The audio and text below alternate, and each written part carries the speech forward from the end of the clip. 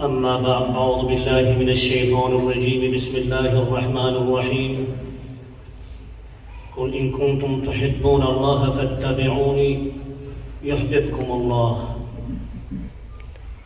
قال رسول الله صلى الله عليه وسلم المرء مع من أحب صدق الله العظيم وصدق رسوله النبي الكريم. دوستان گرامی، امروز که ما و شما در اینجا جمع آمدیم، سبب جمع ما و شما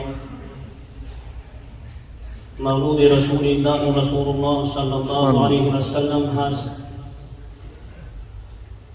همچنان که حضرت دامولا عبدالرحمن ذکر کردن، چند از این که وصفهای وقت ولادت رسول اکرم صلی الله علیه و سلم را بیان کردند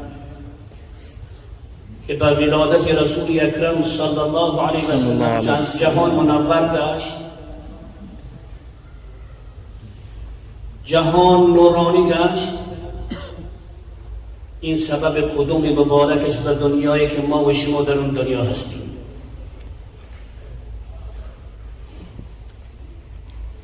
اما چیزی که برای ما و شما لازمتر و مهمتر هست، بعثت رسول اکرم صلی الله علیه و سلم هست. او دنیای ما را به ولادتش روشن کرد، به سبب بعثتش، که به سبب مبعوث به پیغمبر شدنش، به سبب پیغمبر شدنش ما و شما، دنیای ما و شما را هم آخرت ما و شما را هم روشن کرد. برای اون روشنایی رسیدن، با اون روشنی آخرت رسیدن، امروز ما و شما باید محبت به رسول الله صلی الله علیه و سلم داشته باشیم. هر کسی رو که در اینجا نشسته است، اگر بپرسید که به رسول الله صلی الله علیه و سلم محبت داری، جواب چی است؟ بله. جواب چی است؟ بله محبت دارم. بعضی هم از جان و دل هم زیادتر محبت دارم. اما این محبت را چی تصدیق میکنه؟ این محبت را چی تصدیق میکنه که ما به رسول الله صلی الله علیه و سلم محبت داریم؟ فرموده الله سبحانه و تعالی است که میفرماید قل ان کنتم تحبون الله فاتبعونی یحببکم الله. ای محمد، با امتانت بگو که اگر خدا را دوست می‌داری، اگر خدا را دوست می‌داری، پس پیروی من کن. پیروی رسول الله صلی الله علیه و سلم را باید بکنیم. اگر ما دعوا داریم که خدا را دوست می‌داریم، ولی اگر یک کسی ما و شما را کافر بگن، شاید تلخمون بکفه که من کافر گفت. اما این چی در این ظاهری می شود که تلخ کف بشیم؟ ظاهرا خودمون به دیوانگی بدازیم. این چی تصدیق میکنه؟ فرموده خدا آمده سبحانه و تعالی که قل ان کنتم تحبون الله، بگو ای محمد به امتانت که اگر شما خدا را دوست می‌دارید، پس پیروی من کنید، پیروی محمد صلی الله علیه و سلم را بکنید. ما در حقیقت خدا را دوست می‌داریم. اگر ما و شما پیروی رسول الله صلی الله علیه و سلم را نکردیم، بدونیم که ما و شما اون محبتی که ظاهر میکنیم که خدا را دوست می‌داریم دروغ است. یکی از علما می‌فرماید که علامت محبت به الله چی است؟ چی نشانه است که ما به الله محبت داشته باشیم؟ علامتش این است که، نشانهش این است که ما قرآن را دوست بداریم. دعوای محبت به الله میکنیم، یک بار به الله صحبت نمیکنیم که قرآن کلام الله است. ما اگر قرآن را بخونیم گویا که به الله مصاحبت داریم، به الله صحبت داریم. اگر یک شخص مشهور باشد، یک شخص مشهور باشد، ما کوشش میکنیم که با او بشینیم از پیش با او صحبت کنیم. اگر با این میسر شدیم فکر میکنیم که از این کده خرسندی‌تر جایی برای ما نیست. مثل به عالم شرکی از همه زیادتر او را دوست می‌داریم، مثل به رهبری که از همه او را زیادتر دوست می‌داریم، مثل به پیشوایی که از همه او را زیادتر دوست می‌داریم. اگر با او ملاقات بکنی فکر میکنی که دیگه من تمام خوشی ها را چکار کردم سزاوار شدم. اما بدانید دوستان گرامی که ما و شما که وقتی به قرآن چنگ زدیم و تلاوت قرآن کردیم به الله مصاحبت کردیم، این باید از همه جای خرسندی تر برای ما و شما باشد. به علامت قرآن که محبت به قرآن چیست؟ محبت به رسول الله صلی الله علیه و سلم هست. ما اگر قرآن را دوست می‌داریم یکی از علامت‌هاش، یکی از نشانه‌هاش این است که رسول الله صلی الله علیه و سلم را دوست بداریم. رسول اکرم صلی الله علیه و سلم می‌فرماید لا یؤمن احدکم حتی اکون احب الیه من والده و ولده و الناس اجمعین. یکی از شما ایمان ندارد تا به آن صورتی که تا به آن حدی که من نزد او محبوبتر باشم، دوست داشته‌تر باشم از چی؟ از پدرش، از فرزندش، از تمام مردم کرده چی؟ محبوبتر باشم. در حدیث دیگر میگه نفسی، از نفس خودشم. چه که در حدیث حضرت عمر رضی الله عنه میآید که میاد نزد رسول اکرم صلی الله علیه و سلم میفرماید که یا رسول الله من تو را از همه چیز دوست‌تر می‌دارم، از پدر و مادرم، از همه چیز غیر از نفسم. رسول الله صلی الله علیه و سلم چی گفت؟ لا یا عمر، نه ای عمر، تا من از جان خودم دوست‌تر نداری ایمان تو کامل نیست. پس فرمودند من نفسی، از نفسم هم تو را دوست‌تر می‌دارم.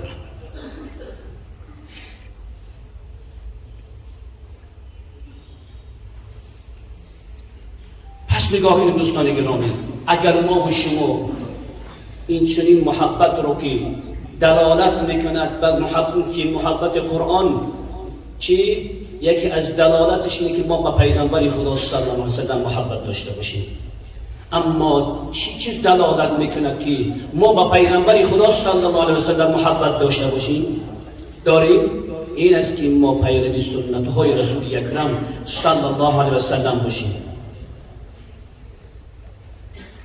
ما و شما اگر پیروی سنت رسول الله صلی الله علیه و سلم نباشیم، گویا که نه به خدا محبت داریم، نه به پیام قرآن محبت داریم، نه به رسول الله صلی الله علیه و سلم محبت داریم.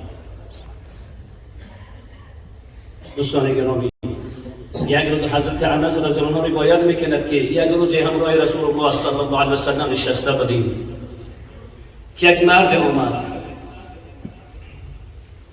گفت یا رسول الله متى الساعه، ای رسول خدا قیامت کی می شود؟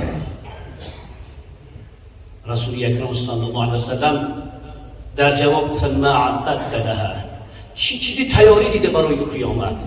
وقتی که از قیامت میپرسی که قیامت کی می شود، برای قیامت چی چیز تیاری دیدی؟ رسول اکرم صلی الله علیه و سلم وقتی چنین گفت، اون مرد در جواب چی گفت؟ گفت ای رسول خدا ما عددت لها من کثرت الصیام، ای رسول خدا من چیزی تیاری ندیدم که روزه بسیار گرفته باشم یا صدقه بسیار کرده باشم، الا انی احب الله و رسوله، مگر اینکه من خدا را و پیغمبرش دوست می‌دارم. من بسیار روزه نگرفتم، بسیار صدقه نکردم، لیکن خدا و پیغمبرش دوست می‌دارم.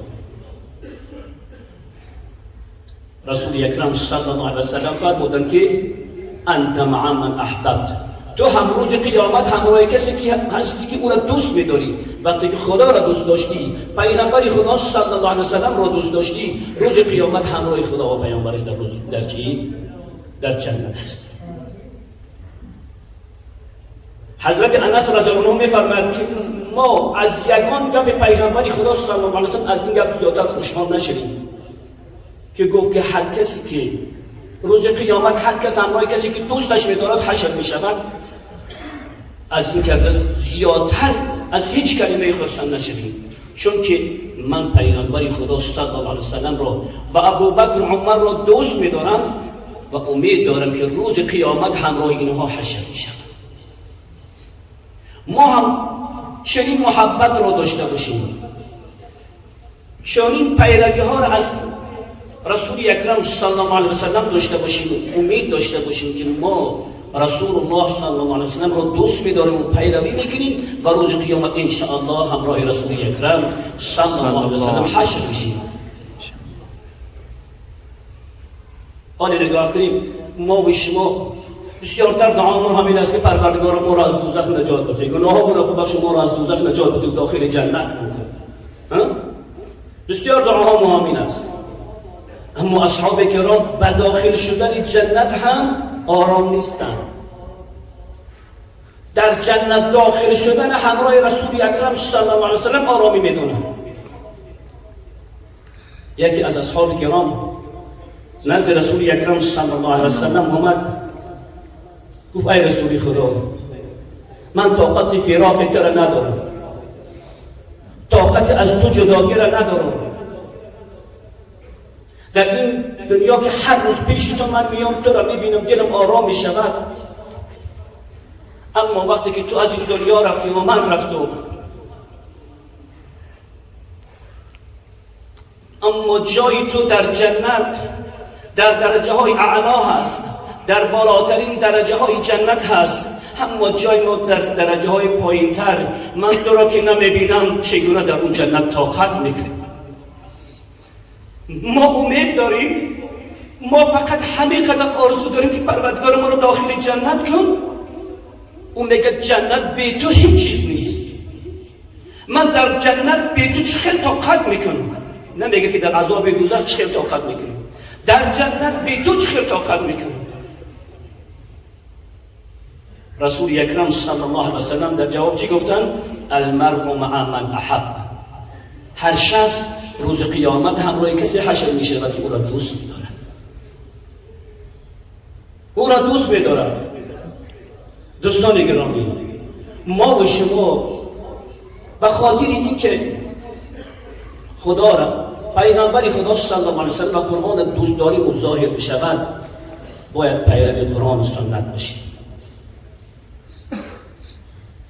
الله سبحانه و تعالی میفرماید فمن كان يرجو لقاء ربه فليعمل عملا صالحا ولا يشرك بربه احدا. خداوند سبحانه و تعالی در قرآن عظیم شأن میفرماید که هر کسی که امید کامیابی آخرت را دارد، هر کسی که امید کامیابی آخرت را دارد، پس او عمل صالح کند، عمل صالح کند، کارهای خوب شایسته را انجام بده تا که چی؟ به جنت برسد، به یکان عمل شرک دست نزند. ما و شما دوستان گرامی هر کاری را که میکنیم باید در چارچوبه قرآن و سنت بکنیم. محبت به خدا داریم، محبت به رسول اکرم صلی الله علیه وسلم داریم، اما دست و چیزهای خرافاتی بزنیم، این دلالت به محبت نمیکنه. عمل صالح ما و شما چی تصدیق میکنه که ما عمل صالح کردیم؟ چی دلالت میکنه که عمل ما و شما خوب شایسته بود؟ خوب بدانیم دوستان گرامی، دو چیز است که عمل ما و شما مقبول درگاه الهی میشود و شایسته قبولیت میشود. این یکی که عمل صالح خاص با چی؟ به خاطر رضای الله باشد، از روی اخلاص تام بکنیم، به یک اخلاص پررنگ. دوم در چارچوبه شریعت باشد، از سنت‌های رسول اکرم صلی الله علیه وسلم بیرون نباشد. اگر کاری را کردید از سنت‌های رسول اکرم صلی الله علیه وسلم و خلاف سنت‌های رسول اکرم صلی الله علیه وسلم باشد، اگرچه محنت‌ها و مشقت‌های زیاد می‌کشیم اما فایده‌ای ندارد. محبت با رسول اکرم صلی الله علیه وسلم هم در چارچوبه شریعت است. ما با رسول اکرم صلی الله علیه وسلم محبت داریم. گفتن در وقتی بگن که نام او را گرفتن تمام جیب درانی بکنیم و سر و کشتنمون بکنیم که رسول اکرم صلی الله علیه و سلم رو یک دلالت به محبتش میکنن، این دلالت به محبت نمیکنن. کاری کنیم که هر عملی را که کردیم در چارچوب قرآن و سنت باشد. ان شاء الله خداوند سبحانه و تعالی ما و شما را کامیابی دنیا و آخرت میکنه ان شاء الله. این از محبت حقیقی با خدا و رسولش صلی الله علیه و سلم. استودع الله دینکم و اماناتکم و خواتم اعمالکم.